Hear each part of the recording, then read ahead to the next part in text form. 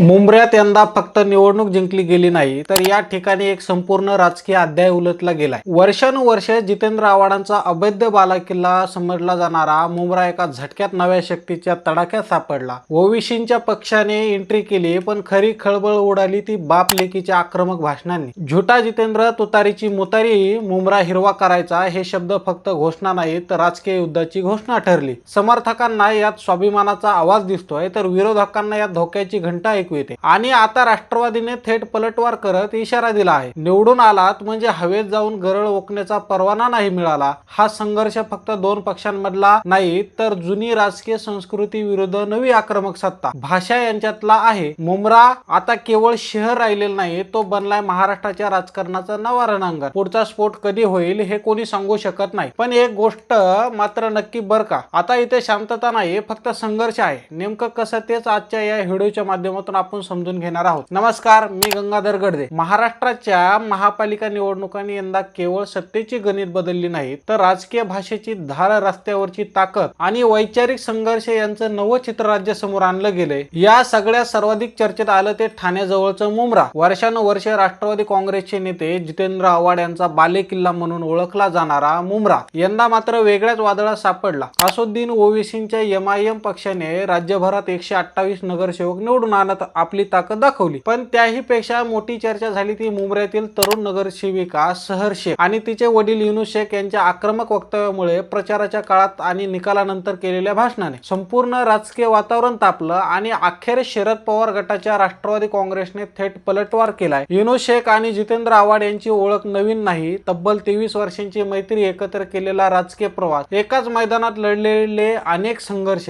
पण तिकीट वाटपाच्या राजकारणात वाद निर्माण झाला, शब्द फिरले गेले आणि मैत्रीचं रूपांतर थेट वैरात झालं। प्रचाराच्या सभांमध्ये युनुस शेख यांनी आव्हाडांवर टीका करताना कोणतीही मर्यादा ठेवली नाही। आजपासून तुला जितेंद्र आव्हाड म्हणणार नाही, तुझं नाव झुटा जितेंद्र असं म्हणत त्यांनी थेट वैयक्तिक पातळीवर हल्ला चढवला। राष्ट्रवादीच्या तुतारी चिन्हावर बोलताना तुतारीची मुतारी करून टाका अशा खालच्या पातळीच्या भाषेचा वापर केला। एवढ्यावरच न थांबता प्रभागात दिसला तर कुत्र्यासारखं मारेल, माझं डोकं फिरलं तर मुंब्र्यात तुझी एंट्री बंद करेल अशी धमकी वजा भाषा देखील या ठिकाणी वापरली गेली। राजकीय प्रचार हा वैचारिक संघर्ष असावा की वैयक्तिक युद्ध, असा प्रश्न या वक्तव्यांनी निर्माण केला। निकाल लागला आणि मुंब्र्यात एमआयएमचं संपूर्ण पॅनल विजयी झालं। स्टेजवर सहर शेख आली, सुरुवात हसत, वातावरणात हलकं करत, पण शब्दांच्या धारेला धार देत। आव्हाडांना दिवस असणारा टोन, समर्थकांमध्ये उत्साह आणि शेवटी एक वाक्य, 5 वर्षांनी पुन्हा निवडणूक होईल तेव्हा संपूर्ण मुंब्रा हिरव्या रंगाने रंगवायचा आहे। हा शब्द उच्चारताच राजकीय वर्तुळात एकच खळबळ उडाली। समर्थकांना तो आत्मविश्वासाचा नारा वाटला, पण विरोधकांना त्या सत्तेचा आणि धार्मिक राजकारणाचा स्पष्ट संदेश दिसला। महाराष्ट्राच्या राजकारणात रंग फक्त रंग नसतो, तो संदेश असतो, आणि हा संदेश राष्ट्रवादी काँग्रेसला खूप खुपला। अखेर शरद पवारांचे नातू आणि आमदार रोहित पवार थेट मैदानात उतरले। त्यांनी जितेंद्र आव्हाड यांच्या पाठीशी ठामपणे उभं राहत सांगितलं की ज्येष्ठ नेते जितेंद्र आव्हाड यांनी कायम शिवशाहू फुले आंबेडकरांची विचारधारा जपलेली आहे, पण काही दिवसांपासून एमआयएमचा स्थानिक उमेदवार आणि यांच्या नातेवाईकांकडून अत्यंत खालच्या पातळीची भाषा वापरली गेली। निवडून आलात म्हणजे हवेत जाऊन काही बोलण्याचा परवाना मिळाला नाही, फालतू गरळ ओकण्यापेक्षा लोकांची कामं करा, असली भाषा महाराष्ट्रात खपून घेतली जाणार नाही। एवढ्यावरच न थांबता रोहित पवारांनी थेट सवाल उपस्थित केला, एमआयएमला फंडिंग कुठून मिळतं आणि हा पक्ष कोणाची बी टीम म्हणून काम करतो? हा आरोप केवळ स्थानिक राजकारणापुरता मर्यादित न राहता थेट राज्य आणि राष्ट्रीय पातळीवर पोहोचलेला आहे। आज मुंब्रा हे केवळ एक शहर राहिलेलं नाही, तो बनलाय नव्या राजकीय प्रयोगांचा रणांगण। एका बाजूला जुना बालेकिल्ला आणि अनुभवी नेतृत्व, तर दुसऱ्या बाजूला नव्या ताकदीचा उदय आणि रस्त्यावरचा आक्रमक आत्मविश्वास। हा संघर्ष फक्त दोन पक्षांमधला नाही, तर मंडळी जुन्या राजकीय संस्कृती आणि नव्या आक्रमक राजकारण शैलीमधला आहे। पण भाषा आणि विचार हेच नेतृत्वाची खरी ओळख ठरतात। आज मुंब्रा सत्ता बदलली, पण त्यासोबत राजकीय भाषेचा स्तर देखील चर्चेत आला। 5 वर्षांनी मुंब्रा कोणत्या रंगात रंग येईल हे मतदार ठरवतील, पण तोपर्यंत एक गोष्ट नक्की की मुंब्राचं राजकारण आता संपूर्ण महाराष्ट्राचं लक्ष वेधून घेणार, आणि ही लढाई फक्त मतांची नाही तर मूल्यांची देखील आहे। आता तुम्ही ठरवा पुढच्या 5 वर्षात कोणत्या रंगाने मुंब्रा रंगवायचा आहे। बाकी मंडळी, तुम्हाला या असल्या राजकारणासंदर्भात काय वाटतंय ते कमेंट करून नक्कीच कळवा। आणि अशाच माहितीपूर्ण व्हिडिओसाठी तुम्ही माझ्या या चॅनलवरती नवीन असाल तर व्हिडिओला लाईक करा, शेअर करा आणि चॅनलला सबस्क्राईब करायला अजिबात विसरू नका। धन्यवाद।